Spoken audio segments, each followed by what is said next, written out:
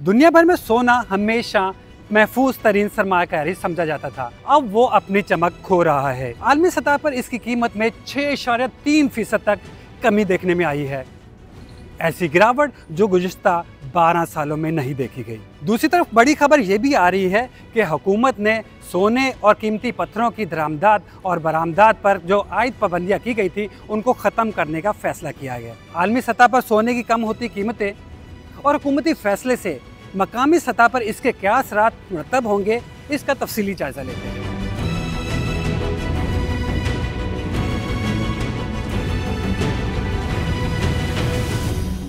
आलमी सतह पर सोने की कम होती कीमत और हुकूमती फैसले से पाकिस्तान में इसके क्या असरात होंगे, इसका तफसीली जायज़ा लेते हैं। आलमी ज़राए अबलाग के मुताबिक आलमी मंडी में सोने की फ़ी औंस कीमत में $250 की नुमाया कमी हुई, जिससे सोना $4,143 फ़ी औंस की सतह पर आ गया। कीमत में कमी से सोने के सरमायाकारों को तकरीबन $1.75 ट्रिलियन का नुकसान उठाना पड़ा है। दूसरी तरफ 5 महीने बाद आखिरकार हुकूमत ने बड़ा फैसला कर लिया। सोना, जवाहरात और कीमती धातों पर आयद पाबंदियां खत्म करने जा रही है। एक ऐसा फैसला जिसका असर सिर्फ मार्केट पर ही नहीं बल्कि पूरी मईशत पर पड़ेगा। ये पाबंदियां मई में स्मगलिंग की शिकायत के बाद लगाई गई थी। मकसद था गैर कानूनी तिजारत को रोकना और ज़र मुबादला के ज़खायर पर दबाव कम करना, लेकिन नतीजा कानूनी बरामदात रुक गयी।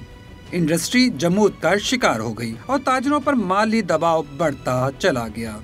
पाबंदी 6 मई को SRO 760 के तहत नाफिज की गई थी। ये कीमती धातुओं की तिजारत के ज़ाब्ते से मुतालिक है। इसकी बुनियादी वजह स्मगलिंग का खतरा, खारजा ज़र मुबादला के ज़खायर पर दबाव बताया गया था। अब वजारत तिजारत का कहना है कि गुज़िश्ता चंद माह के दौरान स्मगलिंग की बड़ी शिकायत सामने नहीं आई, इसीलिए पाबंदियां खत्म करने की समरी इक्तसादी राब्ता कमेटी को भेजी जा रही है। ताहम अभी ये वाज़ेह नहीं हुआ कि ये पाबंदियां किन शराइत पर ख़त्म की जा रही हैं। हुकूमती फैसले पर बात करने के लिए हमारे साथ मौजूद हैं मोहम्मद अरशद साहब, जो चेयरमैन है all Pakistan jewellers manufacturing association के। अरशद साहब, बताइएगा कि हुकूमती फैसले से मकामी सतह पर कितना असर पड़ेगा और मईशत में भी कोई तेज़ी आएगी?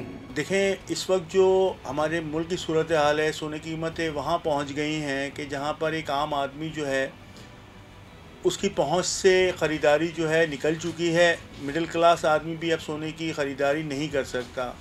इसके लिए हम बारहा कोशिश कर रहे थे और कई मीटिंग्स हमारी इस्लामाबाद में भी हुई कि जी आप एक्सपोर्ट खोलें, ताकि जो इस वक्त बहरान हमारे सेक्टर पर आया हुआ है गोल्ड के हवाले से, हमारे गोल्ड सेक्टर के अंदर बेरोज़गारी का जो परसेंटेज बढ़ रहा है, वो जब एक्सपोर्ट खुलेगी उससे बेहतरी आएगी। इसमें कारखानों के अंदर काम चलेगा, मैन्युफैक्चरर्स खुशहाल होंगे।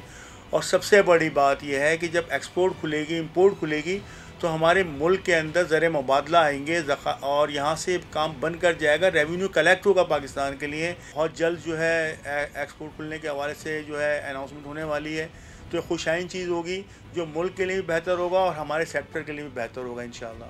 अच्छा, ये भी बताइएगा कि जिस वजह से पाबंदियां आयद की गई थी, क्या वो मसाइल हल कर लिए गए हैं? देखें, बहुत ज़बरदस्त सवाल है ये। स्मगलिंग की रोकथाम और जो माफियाज थे हमारे सेक्टर के अंदर, जो इन्वॉल्वमेंट थे, अल्हम्दुलिल्लाह हमारे इदारों ने बहुत मेहनत की और कोशिश करके उसका कला कमा किया।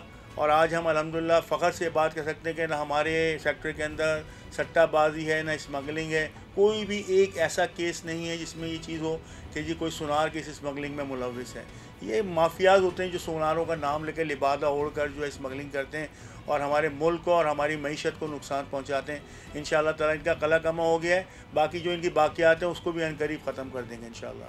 अच्छा अरशद साहब, ये भी बताएं कि आम आदमी को इससे कैसा फ़ायदा होगा, कि क्या सोने की कीमत कम होगी? देखिए, सोना जो है अब बहुत मुश्किल हो गया क्योंकि इंटरनेशनल मार्केट का दबाव बहुत है। तो मुझे नहीं लगता कि आने वाले दिनों में सोने की कीमतें पाकिस्तान के अंदर या दुनिया भर में कम होंगी। ये बढ़ ज़रूर सकती हैं लेकिन कम नहीं हो सकती, और इसका रीज़न ये है कि बाइंग नहीं रुक पा रही है इस वक्त। हाँ, हमारे मुल्क के अंदर एक नया चेंज आने वाला है जो मैं देख रहा हूँ अपनी नज़र से, कि आने वाले 5-10 सालों के अंदर सिल्वर जो है वो गोल्ड की जगह लेने जा रहा है और जेवरात जो है वो भी सिल्वर में ही इंशाल्लाह चलेंगे और सोना जो है लग्जरीज में आ जाएगा।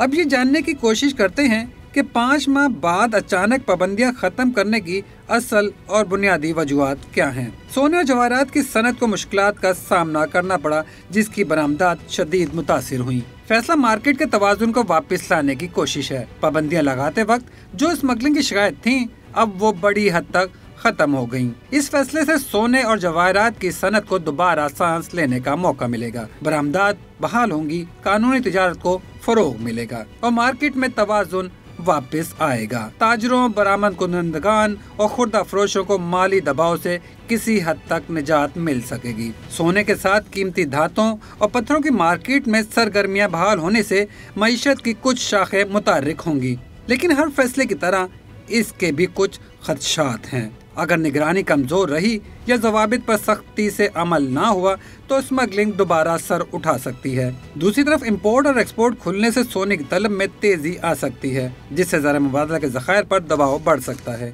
और मकामी मार्केट में कीमतों का उतार चढ़ाव भी मुमकिन है।